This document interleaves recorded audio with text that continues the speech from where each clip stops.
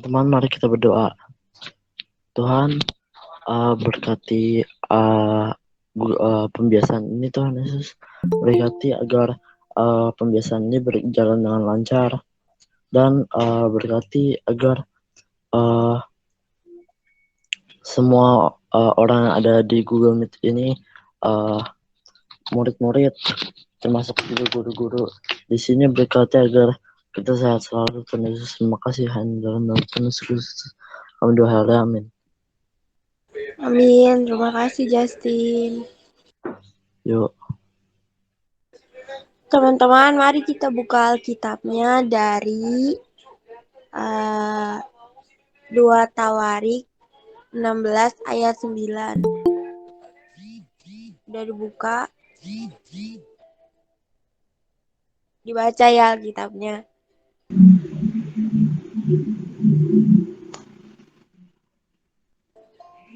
Oke. Apakah ada yang bisa bantu baca untuk bacaan pada pagi hari ini, anak-anak?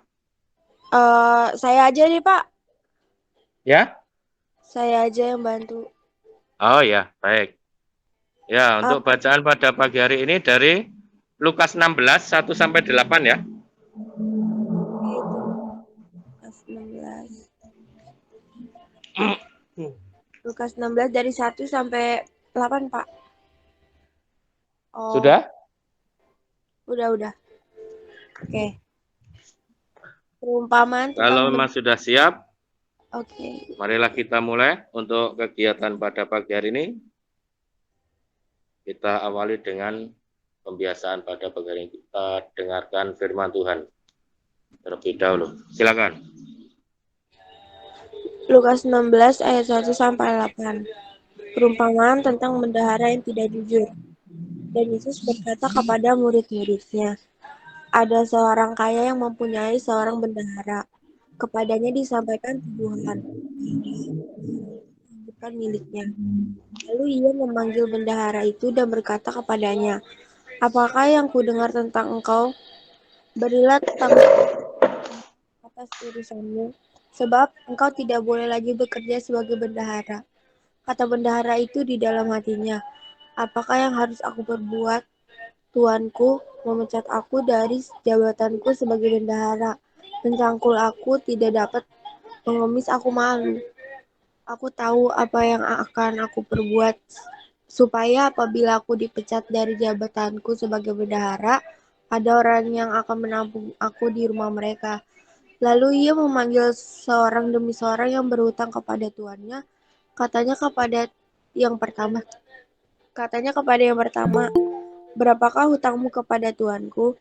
Jawab orang itu, 100 tempayan minyak. Lalu katanya kepada orang itu, inilah surat hutangmu. Duduklah dan buat surat hutang lain sekarang juga 50 tempayan. Kemudian ia berkata kepada yang kedua, dan berapakah hutangmu? Jawab orang itu, 100 pikul gandum. Katanya kepada orang itu, inilah surat hutangmu, buatlah surat hutang lain 80 pikul. Lalu tuan itu memuji bendahara yang tidak jujur itu karena ia telah bertindak dengan cerdik, sebab anak-anak dunia ini lebih cerdik terhadap sesamanya daripada anak-anak terang. Udah, Pak.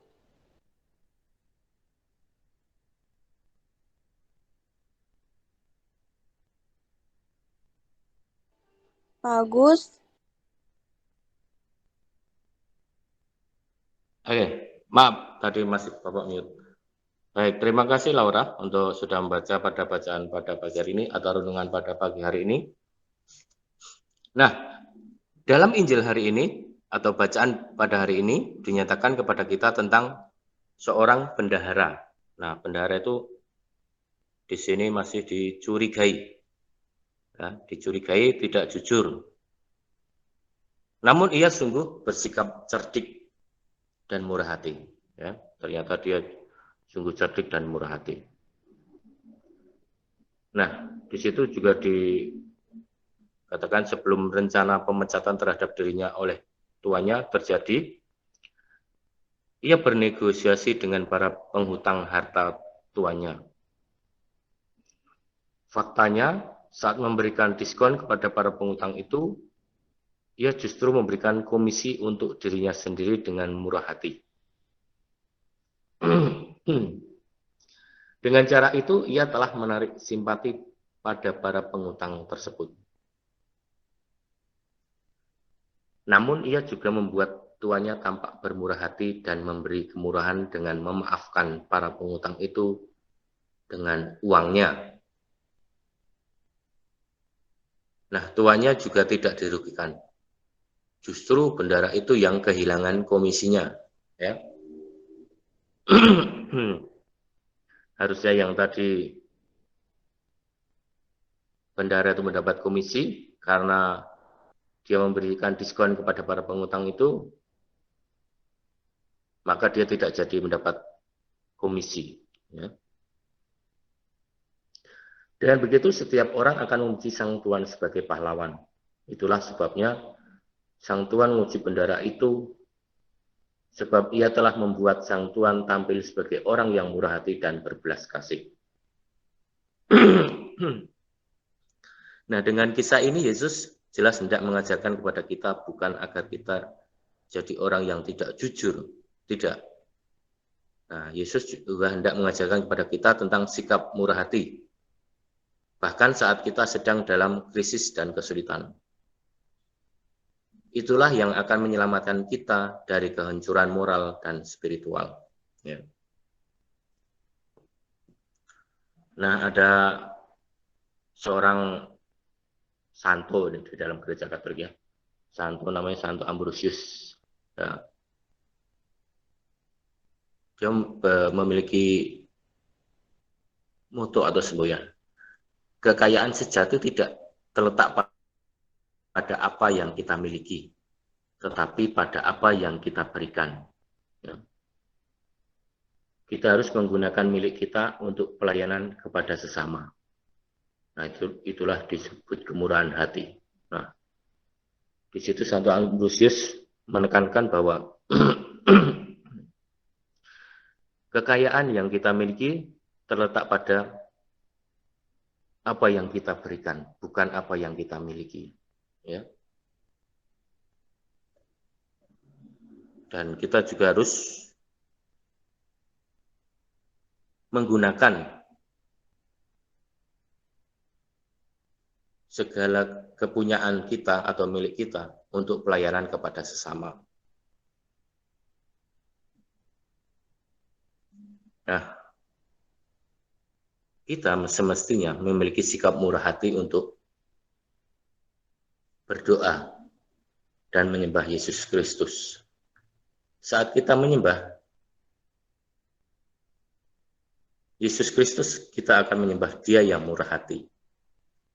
Biarlah hati kita menjadi miliknya, agar curahan kemurahan hatinya mengalir dalam hati kita.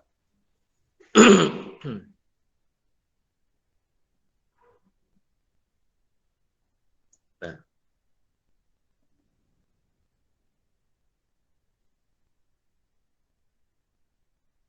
marilah kita hening sejenak untuk mengambil contoh atau sikap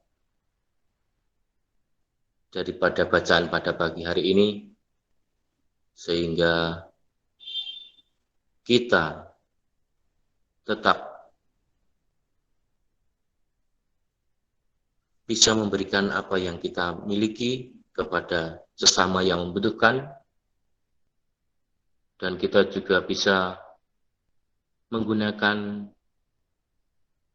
segala sesuatu, baik itu tenaga, pikiran, harta benda yang kita miliki,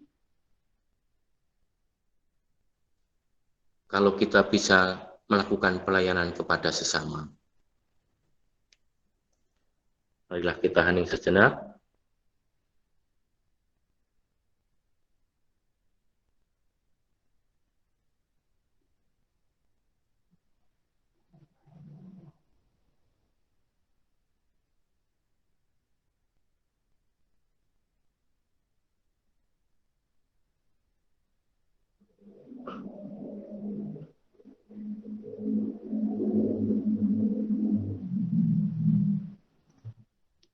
Marilah kita berdoa. Tuhan Yesus Kristus, semua yang kumiliki adalah anugerah dari-Mu. Semoga kami mengasihi Dikau dengan bebas dan murah hati, dengan segala yang kami miliki. Bantulah kami agar jadi sarana kemurahan hati dan setia berbagi rahmat termasuk bakat, waktu, harta, dan milik kami kini dan selama-lamanya. Amin. Ya Tuhan, terima kasih karena Engkau telah mengumpulkan kami semua di dalam kegiatan pada pagi hari ini. Sebentar lagi kami akan melanjutkan aktivitas kami masing-masing, yaitu belajar. Semoga Engkau selalu memberikan berkat kepada kami semua, sehingga kami pada hari ini dapat menerima pelajaran dengan baik. Ya Tuhan, berkatilah kami semua di dalam segala aktivitas kami, di dalam kegiatan kami. Semoga kegiatan kami dari awal hingga akhir, Engkau selalu memberikan berkat-Mu kepada kami semua. Ya Tuhan, kami juga mendoakan pula kepada Ibu Mai yang saat ini masih sakit. Semoga Engkau memberikan rahmat kepada Ibu Mai sehingga beliau lekas pulih dan dapat beraktivitas kembali seperti sedia kala, sehingga Ibu Mai dapat berkumpul lagi bersama-sama kami di SMP 82 dan dapat mengajar anak-anak kembali. Tuhan, doa yang jauh dari sempurna ini kami permohonkan dengan perantaraanmu, dengan perantaraan Kristus Tuhan kami. Amin. Baik, terima kasih anak-anak. Demikian untuk renungan pada pagi hari ini.